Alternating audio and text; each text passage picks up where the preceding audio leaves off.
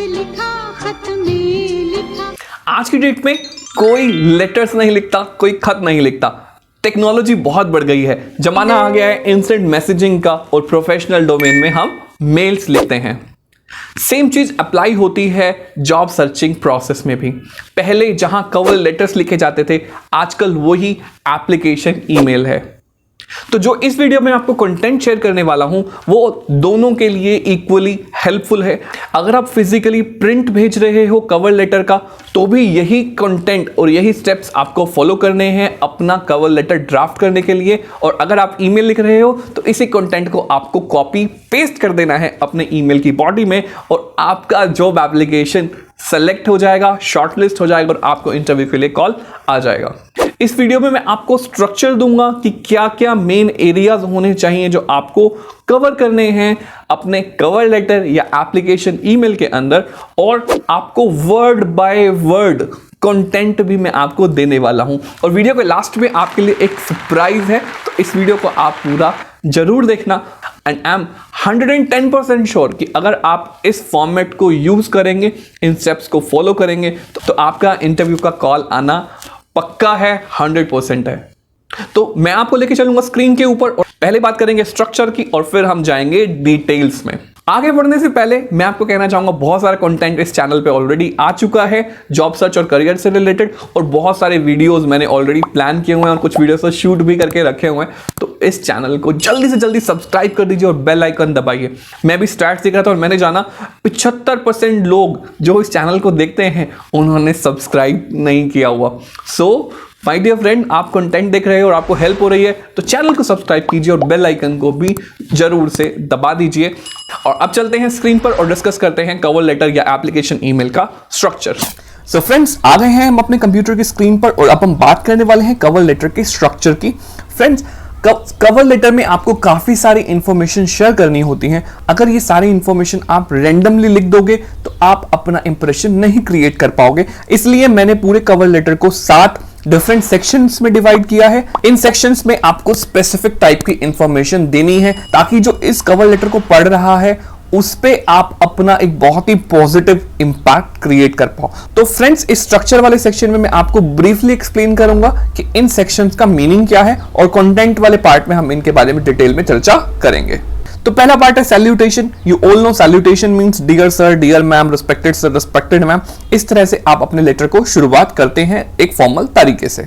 दूसरा आता है ओपनिंग विद रेफरेंस। आप जब किसी को रीच आउट करते हो और किसी रेफरेंस के थ्रू जाते हो तो आप अपनी क्रेडिबिलिटी बिल्ड करते हो। तो जब भी हम कवर लेटर लिखेंगे तो एक रेफरेंस के साथ शुरुआत करेंगे कि उस अपॉर्चुनिटी के बारे में आपको कहां से पता चला।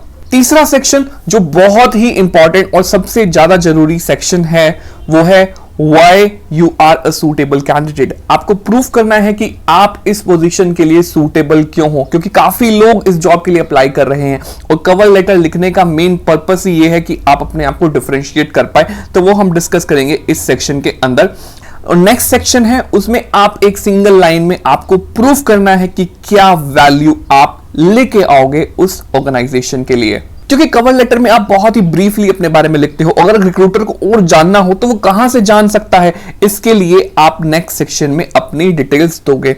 और उसके बाद आता है सेक्शन नंबर 6 जो कि होता है कॉल टू एक्शन। एक अच्छा कॉल टू एक्शन ही आपको इंटरव्यू की कॉल दिलाएगा। वो कैसे लिखना है वो हम आगे डिस्कस करने वाले हैं। And last but not the least, हम बात करेंगे सिग्नेचर्स की। सिग्नेचर्स कैसे लिखने हैं प्रोफेशनली। आई होप आपको स्ट्रक्चर तो समझ आ गया कि क्या क्या कंपोनेंट्स आपको लिखने हैं, कैसे आप अपने आप को भीड़ से अलग कर पाओगे। अब बात करते हैं कंटेंट की। वर्ड बाय वर्ड आपको क्या क्या लिखना है, कैसे आप अपने सेंटेंसेस को आर्टिकुलेट करेंगे ताकि आप बहुत अच्छा इंप्रेशन क्रिएट कर पाए और क्राउड से अपने आप को डिफरेंशिएट कर पाए। मैं आपको बताना चाहता हूं कि आपको समझना है, यहां पर आपको एक फॉर्मेट का लिंक मैं आपको डिस्क्रिप्शन बॉक्स में दे रहा हूं। उस लिंक पर जाकर आप कवर लेटर का फॉर्मेट डाउनलोड कर लीजिएगा और अपने हिसाब से मॉडिफाई कर लीजिएगा। लेकिन मॉडिफाई क्या करना है, कैसे करना है, वो मैं कंटेंट बताऊंगा, सेंटेंस स्ट्रक्चर बताऊंगा, तो आपको वो समझ आ जाएगा। तो इस वीडियो को लास्ट तक देखिए और उसके बाद जाकर उसको आप डाउनलोड कर लेना। और ये वीडियो आपको अच्छी लग रही है तो फटाफट से लाइक कर दीजिए और उसके बाद हम जाएंगे स्क्रीन पर, तभी हम आगे बात करेंगे। कर दिया? Thank you, perfect. जल्दी चलते हैं स्क्रीन पर और डिस्कस करते हैं वर्ड बाय वर्ड स्क्रिप्ट क्या होनी चाहिए। दोस्तों कवर लेटर के स्ट्रक्चर की बात तो हो गई और अब बात आती है कवर लेटर के कंटेंट की। आखिर लिखना क्या है? मैं वन बाय वन फिल्टर्स को हटा के रिवील करता जाऊंगा और आपको समझाता जाऊंगा कि एग्जैक्टली आपको क्या इंफॉर्मेशन शेयर करनी है। तो सबसे पहले फर्स्ट कवर ही हटाते हैं, कवर लेटर के स्ट्रक्चर को हटा के हम लेके आते हैं कवर लेटर का कंटेंट, कि कवर लेटर का कंटेंट आपको क्या लिखना है। तो सबसे पहले बात शुरू करते हैं सैल्यूटेशन के साथ। सैल्यूटेशन जैसा कि मैंने पहले बोला तरीका होता है फॉर्मली लेटर को शुरू करने का। तो सैल्यूटेशन में आपको लिखना है डियर सर या मैम। सबसे ज्यादा जरूरी है अंडरस्टैंड करना कि आप अपना लेटर या एप्लीकेशन ईमेल किससे एड्रेस कर रहे हो, क्या वो फीमेल है या मेल। सो ये बहुत जरूरी होता है कि कई बार लोग ऑफेंसिव हो जाते हैं कि अगर आपने एक मेल को डियर मैम करके लिख दिया या किसी फीमेल को आपने डियर सर करके लिख दिया तो उनको फर्स्ट इंप्रेशन ही आपका खराब पड़ जाता है। तो आप कोशिश कीजिए फाइंड आउट करने की कि जो हायरिंग मैनेजर है वो मेल है या फीमेल। ये आप कैसे कर सकते हो? ऑब्वियसली लिंक्डइन एक बहुत इंपॉर्टेंट टूल है, उसके बारे में हमने पहले वीडियोस में बात की है। आई बटन पे आपको लिंक मिल जाएगा और डिस्क्रिप्शन में भी लिंक है कि कैसे आप फाइंड आउट कर सकते हो कि कौन आपकी पोजीशन के लिए हायरिंग कर रहा है। राइट, सो अब चलते हैं नेक्स्ट पॉइंट की तरफ जो कि है opening with a reference. So opening with a reference means कि आपको बताना है कि उस पोजीशन के बारे में आपको कहां से पता चला, या फिर आपको यह बताना होता है कि किसी ने अगर आपको रेफरेंस दिया है उस कंपनी का, कोई आपका नोन पर्सन है, कोई रिलेटिव है, कोई फ्रेंड्स है, तो उसके रेफरेंस से आप लिखेंगे ताकि आपके क्रेडिबिलिटी बढ़े, क्योंकि म्यूचुअल कनेक्शन होने से एक कॉन्फिडेंस लेवल बढ़ता है एक कैंडिडेट के अंदर। सो आपको अगर किसी ने रेफरेंस दिया है वेल एंड गुड, नहीं तो आपको लिखना है कि वो जॉब अपॉर्चुनिटी आपने कहां देखी, क्या वो कोई जॉब साइट थी, लिंक्डइन थी, या उस कंपनी का कोई सोशल पोस्ट था। जैसे कि वर्ड बाय वर्ड मैंने लिखा हुआ है, I got to know through LinkedIn that you are hiring for a position of sales and marketing manager for your reputed organisation. I take this opportunity to share my application for this profile. So यहां पे आपने बहुत ही अच्छे से opening करी, एक reference दिया कि कहां से आपको उस पोजीशन के बारे में पता चला और फिर आपने अपना एप्लीकेशन वहां पे सबमिट करने में इंटरेस्ट शो किया है। नेक्स्ट सेक्शन है why you are a suitable candidate. ये सेक्शन सबसे ज्यादा जरूरी है और बहुत ही आपको इंटेलिजेंटली इस सेक्शन को लिखना है। इस सेक्शन के बारे में हम बात करेंगे कुछ देर बाद। सो इस वीडियो को आप पूरा जरूर देखना और बिल्कुल भी मिस मत करना, क्योंकि मैं इसके बारे में बहुत डिटेल में आपको बताने वाला हूं। नेक्स्ट सेक्शन आता है what value you bring on the table, कि आपकी क्या वर्थ है, कैसे आप उस ऑर्गेनाइजेशन को बेनिफिट कर सकते हो। तो चलिए हम समझते हैं कि इसमें आपको लिखना क्या है। राइट, सो ये जो एप्लीकेशन है, मैंने जो ड्राफ्ट है वो सबमिट किया था एक ऐसी कंपनी को जो मशीन मैन्युफैक्चरिंग से रिलेटेड है और जो पेट इंडस्ट्री, पेट एक प्लास्टिक का ग्रेड होता है, उससे रिलेटेड है। राइट, तो मैंने क्या लिखा है, तो मैंने बहुत ही स्मार्टली इसमें लिखा है, I believe my knowledge of PET industry connections and my soft skills can be useful to successfully execute the responsibilities and bring results that you expect from a candidate working on this profile. So आप इसको समझने की कोशिश कीजिए। सबसे पहले मैंने क्या लिखा, my knowledge of PET industry, मुझे इंडस्ट्री की जो नॉलेज है वो, देन इंडस्ट्री के कनेक्शन, जिन लोगों से मैंने कनेक्शन बनाए हैं और जो लोगों को मैं जानता हूं या जो लोग मुझे जानते हैं, और माई सॉफ्ट स्किल्स, जो मेरे स्किल्स हैं, सॉफ्ट स्किल्स हैं, राइट, वो हेल्पफुल हो सकते हैं उन रोल्स एंड रिस्पॉन्सिबिलिटी को एग्जीक्यूट करने में, और ना सिर्फ एग्जीक्यूट करने में, साथ ही साथ रिजल्ट्स लेके आने में, जो आप एक कैंडिडेट से एक्सपेक्ट करते हैं जो इस प्रोफाइल पे काम करेगा। तो यहां मैंने अपने आप को प्रूफ किया कि मैं इस इंडस्ट्री से बहुत अच्छे से फैमिलियर हूं, मेरे अंदर वो स्किल सेट है और मैं वो सारे काम कर सकता हूं और वो सारी रिजल्ट्स आपको लाके दे सकता हूं जो आप चाहते हो कि जो पर्सन यहां ज्वाइन करे वो लेकर आए। राइट, तो यहां पे आप रीजन दे रहे हो कि आप स्ट्रॉन्ग कैंडिडेट क्यों हो। अगला सेक्शन आता है where they can know more about you. आपने कवर लेटर में बहुत ही ब्रीफली आप बताएंगे, तो आपके बारे में वो ज्यादा जानना चाहते तो कैसे ज्यादा जाने, तो वो आप कैसे इंफॉर्मेशन उनको पास ऑन करोगे, तो वो हम अब डिस्कस करते हैं। Please find attached my CV for more details about me. यानी कि आपको अपना सीवी अटैचमेंट में डालना है ताकि वो आपके बारे में डिटेल में जान सके कि क्या रिस्पॉन्सिबिलिटीज आप हैंडल कर चुके हो, क्या आपका एजुकेशन लेवल है, क्या आपका एक्सपीरियंस है, किस टाइप के प्रोजेक्ट्स आपने हैंडल किए हैं, यानी कि जो क्लेम्स आप पहले के सेक्शंस में, यानी कि why you are a suitable candidate और व्हाट वैल्यू यू ब्रिंग, वो जो आप दे रहे हो उनको आप प्रूफ कैसे करोगे? सीवी के थ्रू। तो आपको सीवी अपना अटैच करना है। सीवी यानी कि रिज्यूमे, इसके रिलेटेड मैं काफी सारे वीडियोस पहले बना चुका हूं, आपको वो आई बटन पे मिल जाएंगी और डिस्क्रिप्शन में भी वो दिया हुआ है। आप जाइए और वो वीडियोस भी देखना, हिंदी और इंग्लिश दोनों में वो वीडियोस अवेलेबल हैं। आप देखिए, आपको बहुत ज्यादा बेनिफिट हो जाएगा रिज्यूमे राइटिंग। और जैसा कि मैंने बोला था कि इस वीडियो में आपको एक गिफ्ट मिलने वाला है, तो वो गिफ्ट है रिज्यूमे राइटिंग ई बुक। डिस्क्रिप्शन बॉक्स में जाइए, वहां पे आपको लिंक मिल जाएगा, वहां से आप रिज्यूमे राइटिंग ई बुक को डाउनलोड कर सकते हो, वो भी एब्सोल्युटली फ्री। Amazon पे 149 रुपए की है, लेकिन आप यहां से डाउनलोड करते हो तो आपको एब्सोल्युटली फ्री एक बुक मिल जाएगी। चलिए वापस आते हैं इस सेक्शन पे और बात करते हैं कि आपने यहां पे सीवी अटैच किया, देन आपने बोला you may also check my LinkedIn profile, और आपने अपनी लिंक्डइन प्रोफाइल का लिंक दे दिया। नेक्स्ट, बहुत जरूरी, जो आपने लिखा I am available for call as per your scheduled time so you can assess my skills and abilities.